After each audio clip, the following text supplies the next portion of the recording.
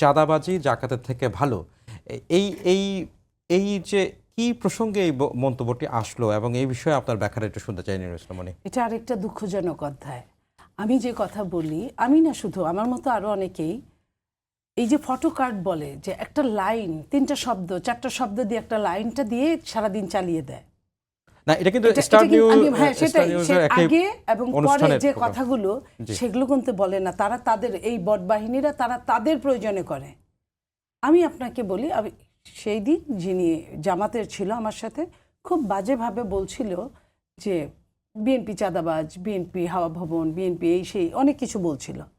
তো বলার একটা পর্যায়ে আমি বলেছিলাম যে চাঁদাবাজ অবশ্যই শাস্তিযোগ্য অপরাধ, শাস্তি, কিন্তু শাস্তিটা যখন মানুষের হয়ে যায়, শাস্তি পাওয়ার পরে তখন তো তার ওই জায়গাটাই সে পরিষ্কার থাকে। শাস্তি, আপনি শাস্তি ভোগ করেছেন, লাইক আপনি একটা চরম অপরাধ করেছেন, আপনি 10 বছর জেল খেটেছেন, তারপরে তো আর আপনি শাস্তির মধ্যে পড়েন না।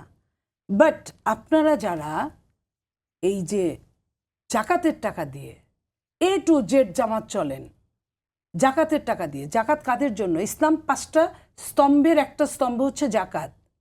হ্যাঁ, সেই জাকাতটা হচ্ছে ধনীদের টাকা গরিবরা ব্যবহার করবে, এটা গরিবের অধিকার, এটা কিন্তু দয়া না, দান না, এটা অধিকার।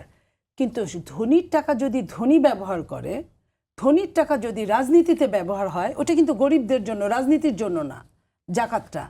কিন্তু এই যে আমি স্পষ্ট বলেছি যে আপনারা বিভিন্ন মানুষের চাকরি থেকে 5%, ব্যবসা থেকে 5% মাসে, নট বছরে, এই যে নেন বাধ্যতামূলক, এটাকে কি বলে? এই টাকাটা আপনারা ব্যবহার করেন, বিভিন্ন ব্যাংক বানান, হাসপাতাল বানান, বিভিন্ন পরিবহন বানান, বিভিন্ন কিছু বানান আপনারা নিজেরা খান। আপনাদের একদম খোদ আমির থেকে শুরু করে আপনাদের যে কোনো গাড়ির তেল থেকে শুরু করে, গাড়ি থেকে শুরু করে সব কিছুতে ব্যবহার হয়। এটা কি ভালো কিছু? আপনার জাকাতটা ব্যবহার হচ্ছে কোথায়? সেই জায়গাটার কথা বলেছি যে এটা আরো খারাপ কিছু। এটা তো ধনীর জন্য জাকাত না, তাহলে তো কারো জাকাত দেওয়ারই দরকার পড়ে না। আপনি ধনী মানুষ, আপনি জাকাতের আপনার উপর ফরজ, বাট আপনি নিজেই যদি জাকাত খান, আপনারা দিবেন কারে?